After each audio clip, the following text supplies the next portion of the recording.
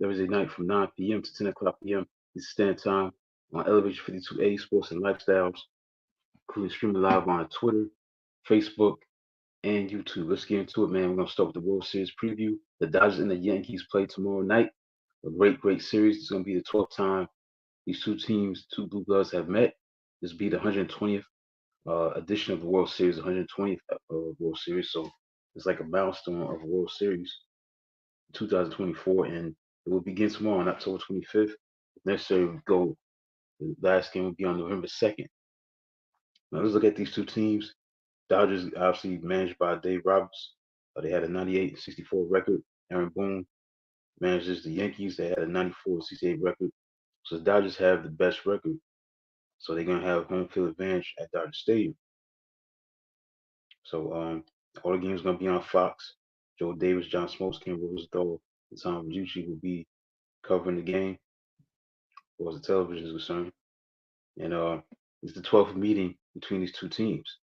They have a great rivalry, a great history. They haven't met since 1971 World Series, where the Dodgers won in 6 games. Also, this will be the ninth meeting between two teams from New York City and Los Angeles for a major professional sports championship.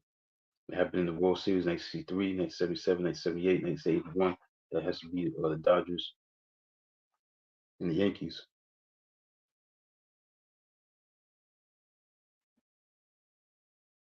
Three NBA Finals, the Knicks and the Lakers, 1970, 1972, 1973. The Stanley Cup Finals in 2014. That was between the Kings and the Rangers. Now you got two great players on opposite sides that's going to be facing each other on opposite sides. You got Aaron Judge of the Yankees, Shohei Ohtani of the Dodgers. Judge has an MVP in 2022, and Ohtani won an MVP in 2023 when he was with the Angels, including one in 2021. So you got two great players on opposite sides. Judge hit 58 home runs this year. Ohtani hit 54 this year, 50-50 season, still 50 bases, along with 50 home runs. And this will be the first time in Major League Baseball history that two batters who hit 50 home runs in the same regular season will play each other in the World Series. So this is something, a first time situation right here. So you got the debuts of Ohtani and Judge. This is a Green World Series, and it's going to be featuring two teams that have the best record in each league since 2020 World Series.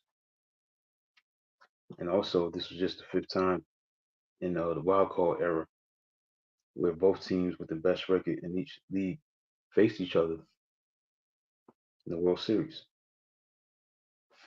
So it's going to be a 7-game series. I think it's going to be, come down to who pitches well in this series. I think the Yankees have a better pitching staff. I just think that they'll do a better job trying to, slow down this Dodgers machine. They did great against the Mets in the previous series. Against the Mets, salutes to the Mets. They had a great season. Had no reason to hang their heads about anything. They was able to have a fantastic season, but they ran into a buzzsaw of a team that just was ready to get it done. It wasn't going to be denied. The offense was just unstoppable. You gotta give credit where it's due to the Dodgers. They just had it all together. Gotta give credit where it's due to the Dodgers. So I think this series is going to definitely go 7 games. It could go twists and turns either way. But I just think the Yankees have a better pitching staff to shut down, slow down at least this wanted offense led by Shohei Ohtani. Obviously got Mookie Betts and they got Freddie Freeman, guys like that, Will Smith, Hernandez, and the Yankees got power also. Obviously Juan Soto, G. Carl Stanton, who had a great National League, American League Championship Series, won the MVP, 4 home runs and 7 RBIs. So he was able to distinguish himself and play well in a big spot for the Yankees. So I think that standpoint is going to be a very competitive series. Yankees are looking for their 28th World Championship, while the Dodgers are looking for their eighth championship. So it's going to be a great one. Also, on a sad note, Fernando Valenzuela he passed away this week. The Dodgers are going to trade tribute to him. They're going to wear I think they're going to wear a patch. I think on their jerseys, I believe. in his memory. Now he was definitely a guy that set everything on fire in baseball annals in 1981 when Fernando Mania definitely put him in stardom. Rightly so. He won his first 8 starts. 5 of them was shutouts, and obviously they went on to win the World Series because of what he brought to the table. So that was a big time uh, situation at that time. So rest in peace to Fernando Valenzuela. So the Dodgers have announced plans to use the World Series games at Dodger Stadium to pay tribute to former pitcher Fernando Valenzuela. So I don't know if they're gonna wear a patch or something like that. I looked that up in his memory.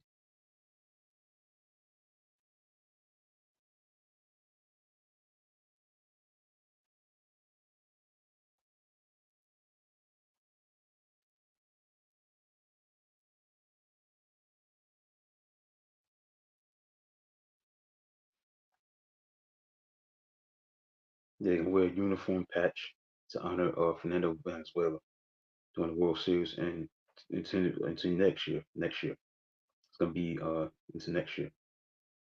It features first name and his number 34.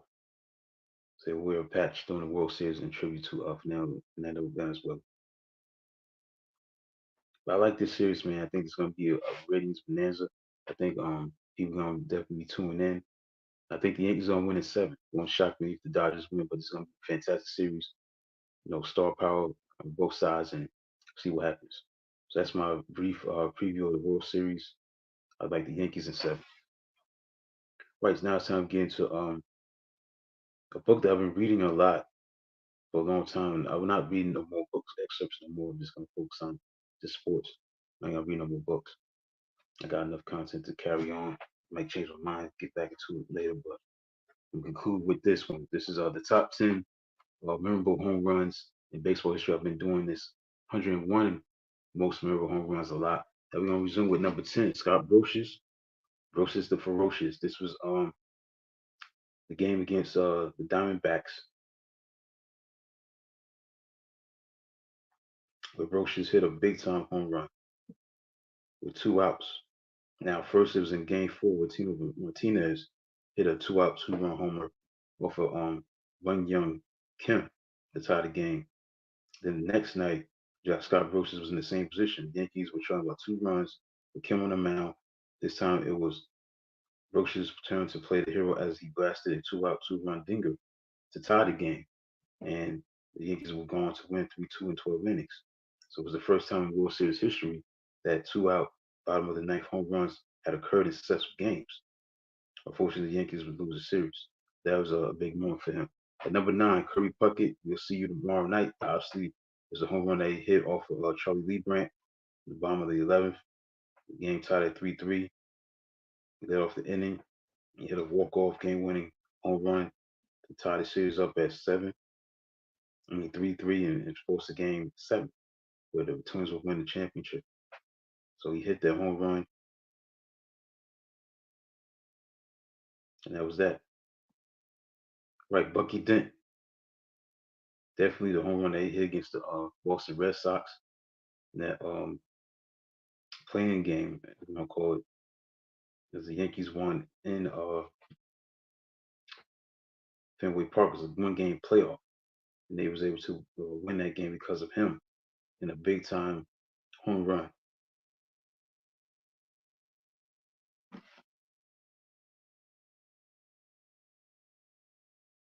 He hit a 3-run homer to give the Yankees the lead. Right, number 7, Roger Maris. He hit his 61st home run. Roger Maris, 1961 season. Surpassed Babe Ruth. He had 60 home runs, so he hit 61 in 1961 on October 1st, 1961, in front of only 23,154 fans. He hits a home run off of Tracy Stollard to set the record for 61 home runs. All right, Carlton Fish at number 6. Carlton Fish, obviously the 1975 World Series. This was Game 6, where he hit a home run deep to right field. This was in extra innings in the bottom of the 12th. and the image of him hoping that it stayed fair with his arms waving, and it definitely did, and they won 7-6. So that was a big time home run. That was number 6. Number 5, kind of surprising, but I thought he'd be probably number 1. Kirk Gibson's home run against Dennis Eckersley, obviously in Game 1 of the World Series. Great at bat. His home run off of Eckersley deep to right field. You know, he was not 100%. He was injured. He was able to pull out a big time win with that home run against Oakland, 1988 World Series against the Oakland A's. The Dodgers win the championship. Then number 4, Joe Carter. No surprise there. He hits a game-winning 3-run homer in the bottom of the ninth. 2 balls and 2-2 count, and he jumped on it, hit it to the left field bleachers for a walk-off victory. That was a 3-run home run that he hit at the time because Ricky Henderson walked. Paul Mauder hit a single up the middle, runners in first and second. Then Carter went up to the plate and hit a 3-run homer to win the World Series for the Toronto. And Toronto was great back then, man. They won their second championship. Right, number 3, Hank Aaron, obviously breaking Babe Ruth's home run record, 715. It was on April 8th, 1974, 50 years ago, in Fulton County Stadium for 53,775 off of Al Dine hits a home run.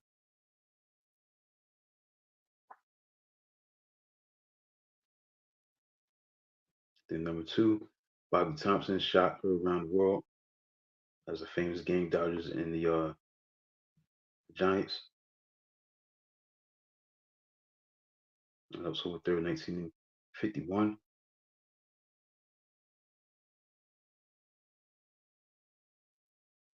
Rashad just made a great call, one of the most memorable home run calls of all time.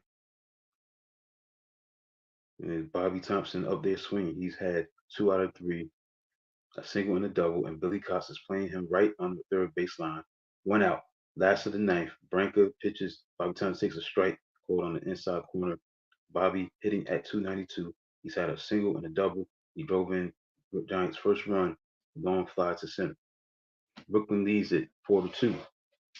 Hunter down the line at third, not taking any chances. Bachman with not too big of a lead at second, but he'd be running like the wind if Thompson hits one. Renka throws. There's a long drive. It's going to be, I believe, the Giants win the pennant. The Giants win the pennant. The Giants win the pennant. The Giants win the pennant. Bobby Thompson hits into the lower deck of the left field stands. The Giants win the pennant. They're going crazy. They're going crazy. Hey, oh, I don't believe it. I don't believe it. I do not believe it. Bobby Thompson hit a line drive into the lower deck of the left field stands. And this place is going crazy. The Giants, Horace Stoner, has got a winner. The Giants won it by a score of 5-4, and they're picking Bobby Thompson up and carrying him off the field. That was one of the great calls in baseball history. The Giants win the pennant. And finally, the number one memorable home run in baseball history, Bill Mazeroski. It was the Pirates versus the Yankees in Game 7 of the World Series in 1960, October 13th. He hit it out. Bill Mazeroski. And they won 10-9 was the score. The score was tied at 9-9. He hit a home run. Game 7, and they won 10-9 Pittsburgh Pirates. Mel Allen, great announcer for the NBC, says, "There's a drive into deep left field. Look out now. That ball is going, going, gone." And the World Series is over. Mazeroski hits it over the left field fence. And the Pirates win it 10-9 and win the World Series. All right, so that's it for a look back at the 101 memorable home runs. So I'm done with that. So that's it for that. So I'm done with that segment.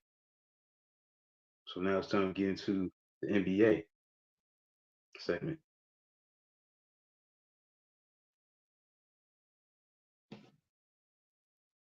Opening week of the NBA began this past week, this past Tuesday.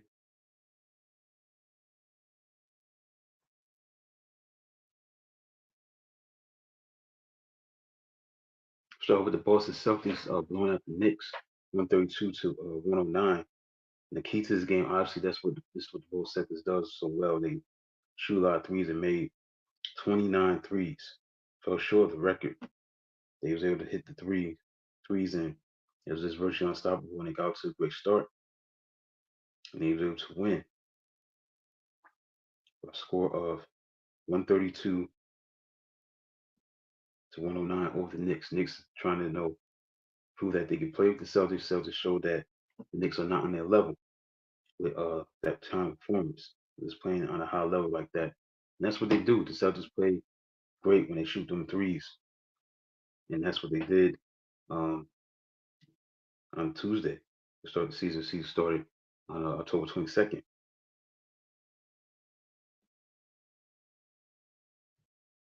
132 to 1-9 was the final score in that ball game. Jason Tatum had 37 points, 14 to 18 from the field. Rebounding department, Xavier Tillman had 7 rebounds and 4 defensive rebounds and 3 offensive rebounds. Jason Tatum had 10 assists. So a very impressive win for the Boston Celtics, get off to a great start. And then you had the Lakers.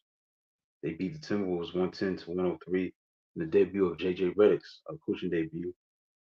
Anthony Davis had 36 points, 16 rebounds, 13 defensive rebounds, 3 offensive rebounds. Obviously, this is history that was made. Bronny, the son of LeBron James, coming off the bench, father and son, ever to play in the NBA or play together in a game. So the Lakers won 110 to 103, and that was a very impressive start for the Lakers. And the guys that, because obviously they made a trade with Karl Anthony Towns. Julius Randle, he had 16 points, 9 rebounds, 4 assists, and DiVincenzo had 10 points.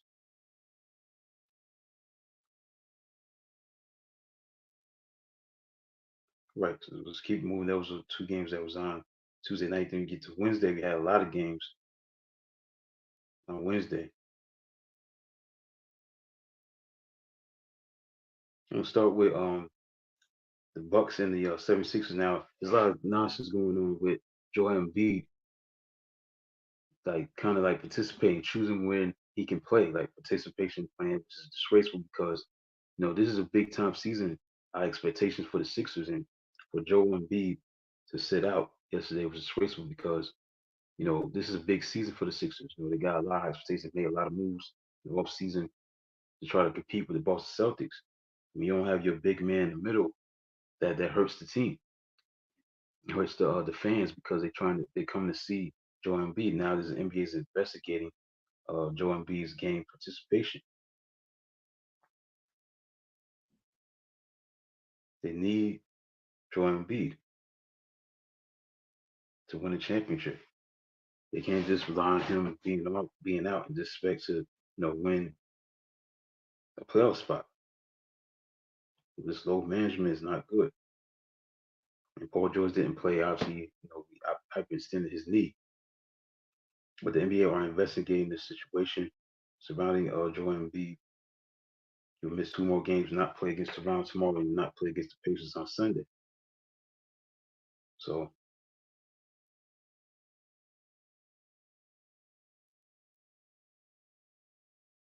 that's the plan where he's gonna have periodic time off during the regular season and routine evaluation from doctors and medical staff from the 76ers. So for the whole season, Paul George and Joel Embiid will not be playing back to backs. That don't make no sense. So this is a bad situation for the league to have Joel Embiid deal with this situation with his participation. You gotta play 82 games, regardless of whether you're 100% or not. You gotta find a way to play for your team, play for your fans, your box office, and for them to have this going on is just disgraceful. And even Paul George is including this that he's not gonna play um, back to back. They're gonna try to keep him out. Going to Daryl Morey, the president of basketball operations. So that's not good. Not good at all. Right. So That's a huge story this week. But the Bucks took care of business and beat the 76ers 124 to 109. Damian Lillard had 30 points, 9 of 19 from the field. Giannis Kupo had 14 rebounds, 13 defensive rebounds. See how many points he had. Had 25 points. So Lillard and Kupo combined for 55 points, 30 for Lillard, 25 for Giannis. Great start for them. Other scores you had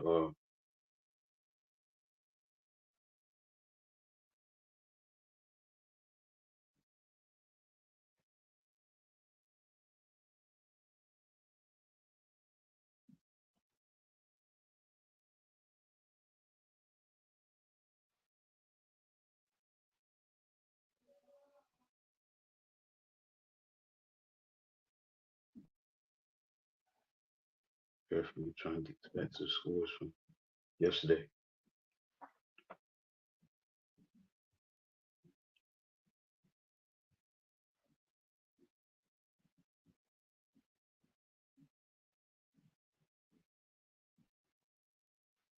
Cleveland beat the Raptors 136 to 136 106. Pacers beat the Pistons 115 to 109. Magic beat the Heat 116 to 97. The Hawks beat the Nets 120 to 116. The Hornets beat the Rockets 110 to 105. The Grizzlies beat the Jazz 126 to 124. John Morant was back. He had see how many points he had.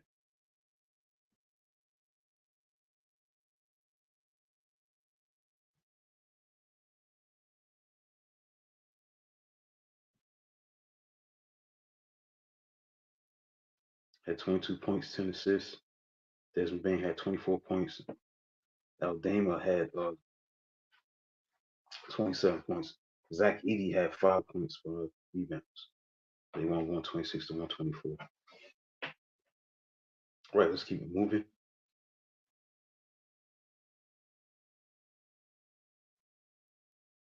Other scores from yesterday. Pelicans beat the Bulls 123 to 111. I don't think Zion Williamson played in this game. And he was out. Brandon Ingram had 33 points for the Pelicans. They go to a great start. I think Williamson was out. Yeah, he had an illness.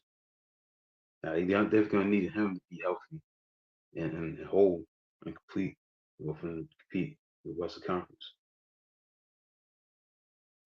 All right, the Suns beat the Clippers 116 to 113 in overtime.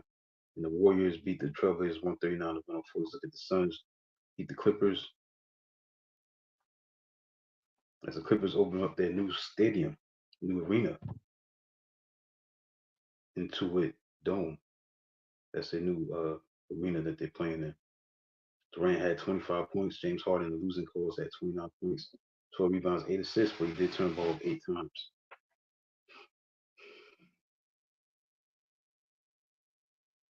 Bradley Beal had 24 points. Booker had 15 points.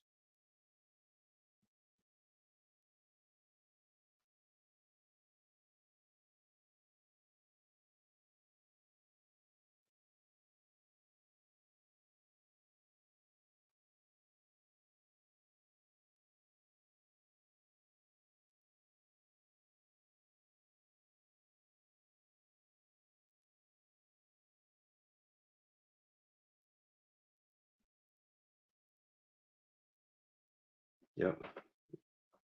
Intuit Dome. That's the new arena for the Clippers. That's good that they got their own arena. I'm playing in crypto.com arena, where they used to be called Staples Center. So it's good that they had their own arena, but they lost the game to start the season.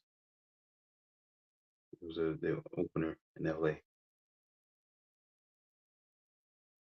Right.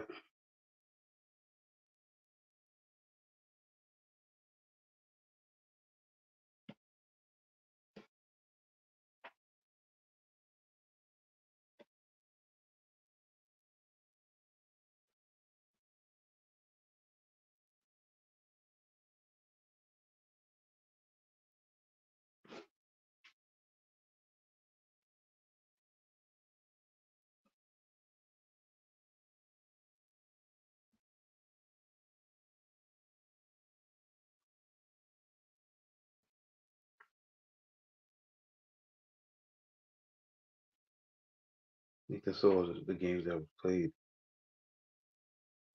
from yesterday.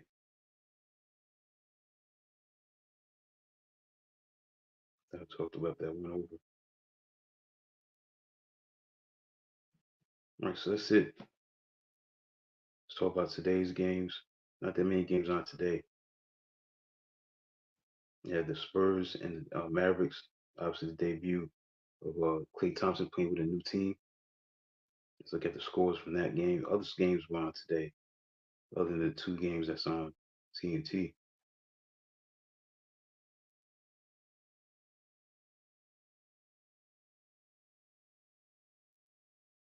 See, the Celtics, they winning, no surprise here against the Wizards 122 to 102. That's not a surprise.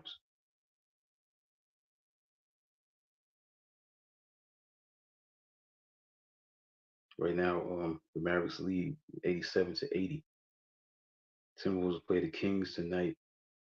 The Nuggets play the Thunder. That's on TNT. So we got 4 games tonight. The Celtics, they look like that's a final.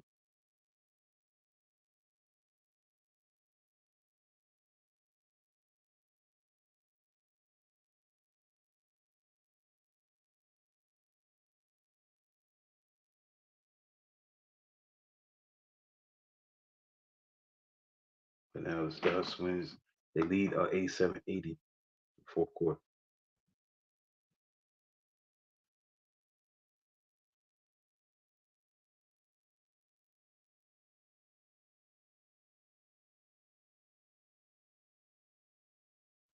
Yeah, the final Celtics go 2-0. They win 122 to 102. No surprise there. They 2-0 in the season.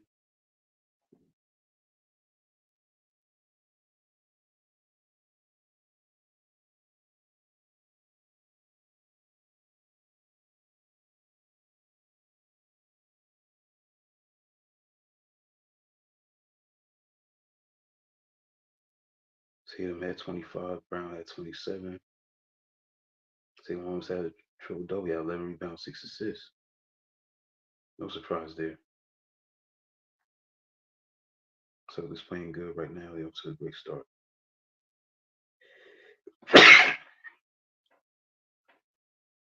Hit 17 threes. That's what they do.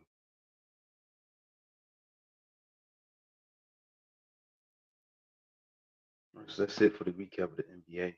Let's quickly get into some college football recap.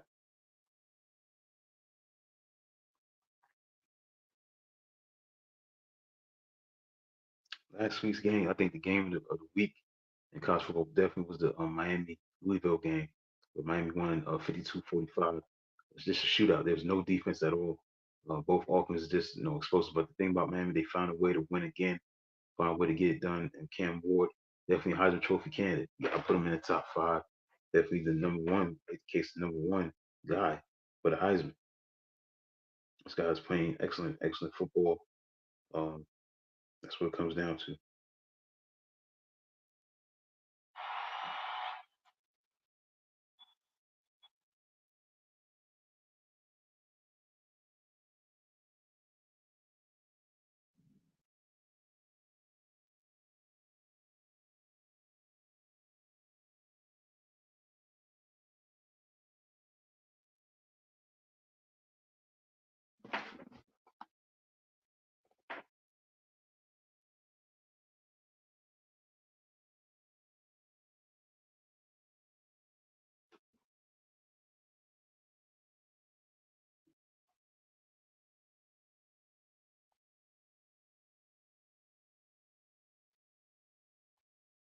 Again, that score was 45, 52, 45.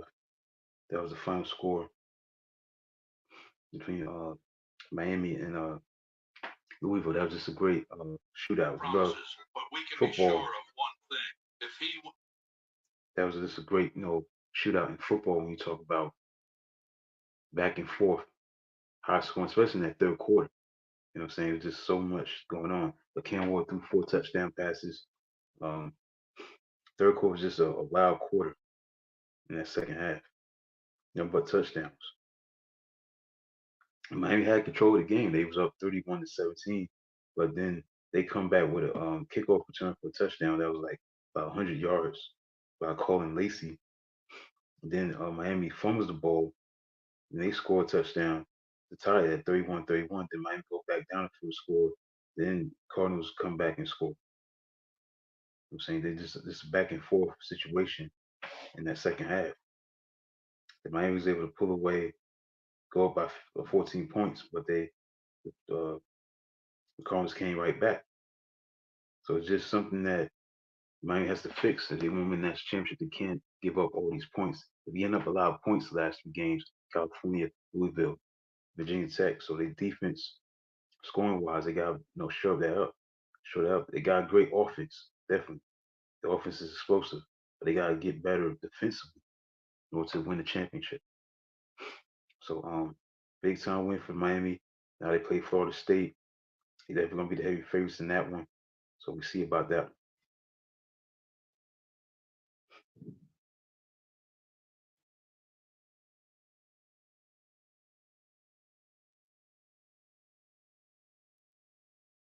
That was by far the best game of the day to me. I mean, the best game that's supposed to have been the best game, and what didn't live up to the hype it did was the Texas #1 Texas versus #5 Georgia, but Georgia held their business, winning 30-15. That was a big time win, and that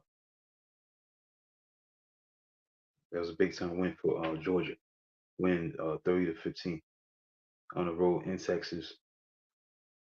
Hostile environment, no problem. Etienne ran for 3 touchdowns. They jumped out to a 23-0 lead. They're just a bad team. So give them credit. Quarterback didn't play well, but they did run the ball extremely well with Etienne, 2 touchdowns. Beck didn't play that great, 3 interceptions, but the defense definitely got it done. They was able to make it happen on the defensive end, and they win 30-20, 30-15.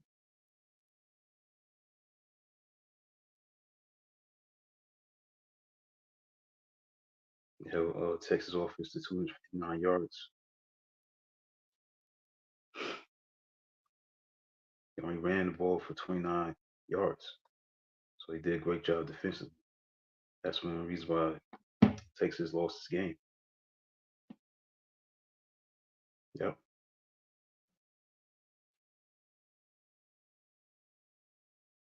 He sacks Georgia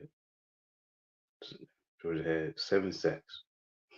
Yeah, so they was all over the quarterback of Texas, Quinn Ewers.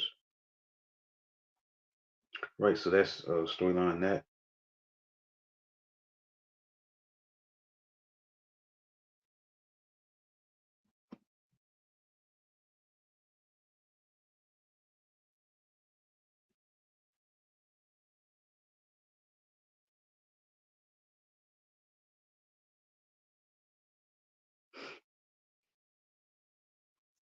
Tennessee beat Alabama 24-17.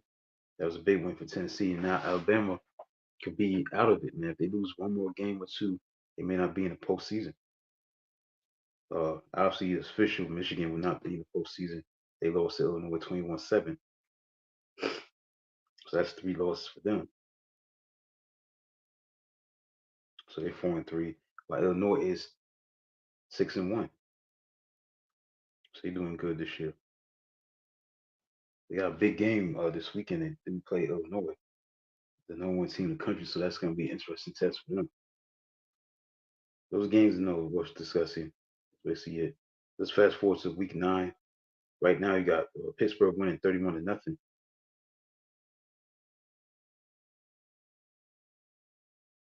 Now, the games that stand out this weekend: Notre Dame and Navy. Keep your eyes on that matchup. Illinois at Oregon. Keep your eyes on that one. Missouri and Alabama. That's an interesting game. Missouri's pretty good this year. Only got 1 loss.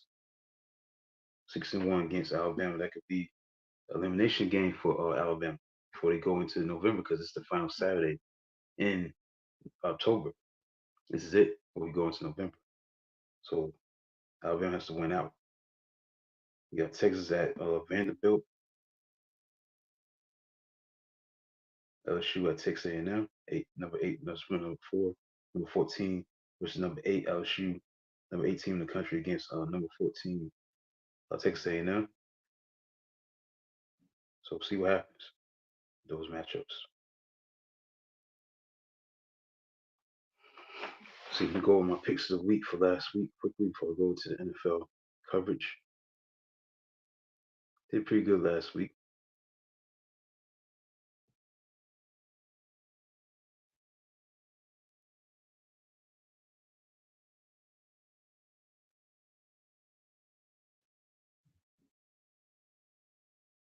Miami beat Louisville. Alabama beat Tennessee. I picked Alabama with Tennessee. I was wrong about that one. Georgia with Texas. I was right about that one. Notre Dame with Georgia Tech. Clemson over Virginia. So I was 4-1. So my record now is 30-14 with the picks of the week. I don't have my picks of the week for this coming Saturday. I'll deal with that next week.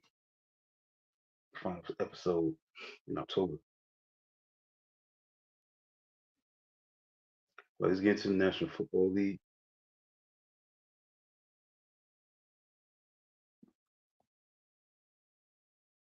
Well, I did pretty good with the picks of the week. I was 4-1. I was 23-12. Currently, I have that record 4-1. Lions beat the Vikings. Big time win for Lions. Make a case the Lions are the best team in football. Make a case that Jared Goff is the best quarterback right now. The way he's been playing, being efficient, not doing that many incomplete passes. You know, the percentage of his passes, man, definitely outstanding. As they beat the Vikings, who was previously unbeaten. So that's a big win for them going on the road, win 31-29. The Texans, I had Texans over the Packers. I was wrong about that when the Packers beat the Texans. A close one. The Chiefs, who got DeAndre Hopkins in the trade, they're going to bolster up their wide receiving core. Beat the 49ers. This is not their year, the 49ers. I mean, they just don't have it. The injuries, no Christian McCaffrey. I think Brandon Ayuk tore his ACL. The Bills beat the Titans, no surprise there. The Commanders beat the Panthers, no surprise there. So I was 4-1. The only game I got wrong was the Texans and the Packers. I was right with the Lions, the Chiefs, Bills, and Commanders winning.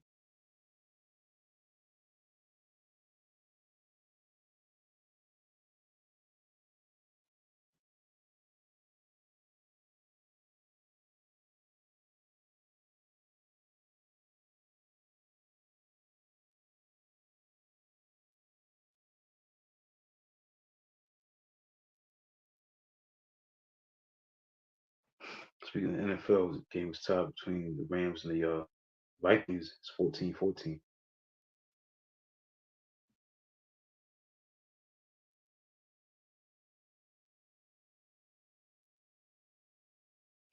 The game stood out from last week. How about the Baltimore Ravens, man? 41-31. They may have the best offense they ever had in franchise history. I mean, Lamar Jackson's playing at a high level. He threw 5 touchdowns. And Henry's continuing to play well at a high level for us, run that ball. The only problem with them is that surprisingly they don't have a defense, Baltimore Ravens, but their offense definitely is clicking as they beat the Buccaneers this past Monday night. 5 touchdown passes for Jackson, 281 yards, 12, 17 to 22. Henry, 169 yards and 15 carries. So Bateman had 121 yards receiving. So this offense is definitely carrying the Baltimore Ravens. And they're red hot right now. They're 5-2, but they're starting 0-2. They're now 5-2.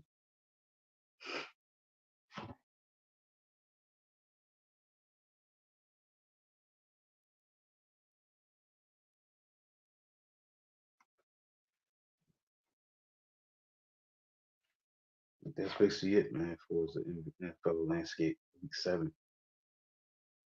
Like I said, Brandon Ayuk, I think he tore his ACL.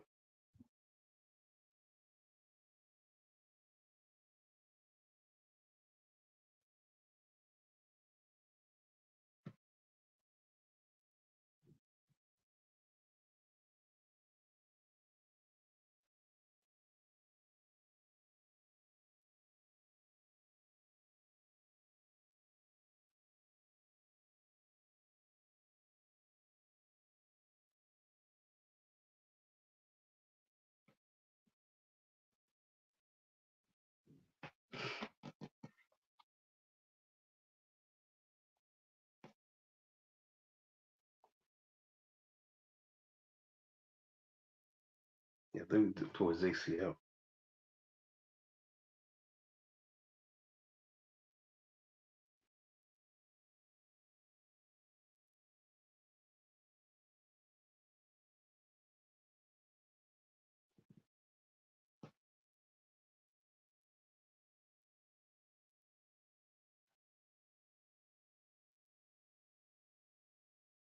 He's on injury reserve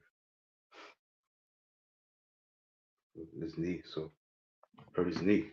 He's not ACL, but something going on, but he's out. So 49ers is not their year. I mean, I think maybe they hung over from losing the Super Bowl.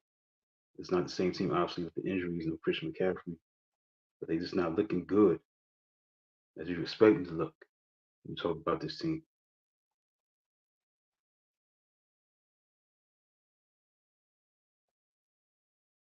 Look it up. See, the guy gets tore ACL on his knee. So they place him on IR.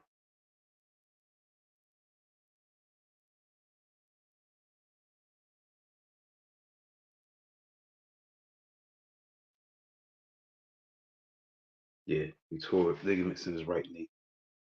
He's out for the season.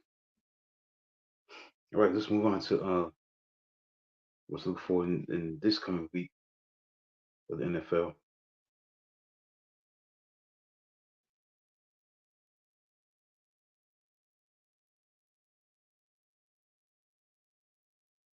So week 8, keep your eyes on Philadelphia and Cincinnati. Cincinnati's playing pretty good. Philly's playing pretty good. That's an interesting game. Baltimore should beat Cleveland, Tennessee, and Detroit. That should be a win for Detroit. Houston, Indiana, Indianapolis may be a solid game. Both games might stand out. That's interesting. Buffalo, Seattle, and Chicago and Washington. That may be the best game. Both teams got two rookie quarterbacks, so that's going to be an interesting game. Both teams got winning records, so I think keep your eyes on that matchup. 5-2 versus 4-2. Right, so that's it for that. Let's get into on this day in sports history, October 24th. We'll close out. And I'll go over all the events that took place on October 24th, but there's a few on this day in sports history. For October 24th. Let's get into it. In 1857, recognized by FIFA as the oldest existing club still playing football in the world, Sheffield FC is founded in Yorkshire, England, now based in Dronfield, Derbyshire. 1889, softball rules adopted by Midwinter Indoor Baseball League.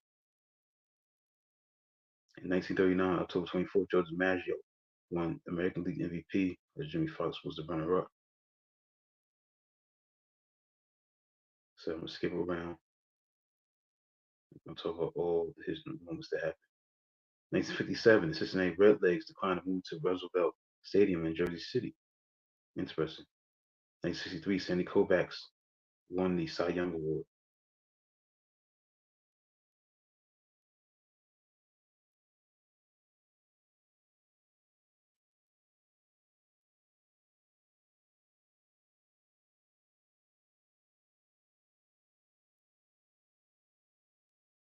1982, Steffi Graf on October 24th played her first pro tennis match.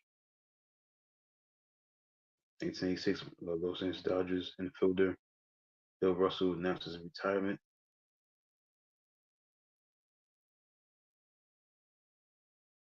1989, after weeks of delay due to earthquake, Game 3 is played in the World Series. The last game at Fulton County Stadium was on October 24th, 1996, where the Yankees won their record's eighth straight World postseason game with no losses. 1997, Marv Albert was sentenced in an assault case. October 24th.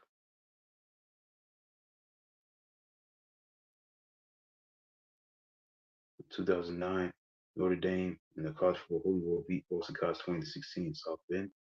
It was first win for Notre Dame in the series in 9 years. Joel Embiid became the first NBA player to reach 30 points and 19 rebounds in the same game since Charles Barkley did it in 1991.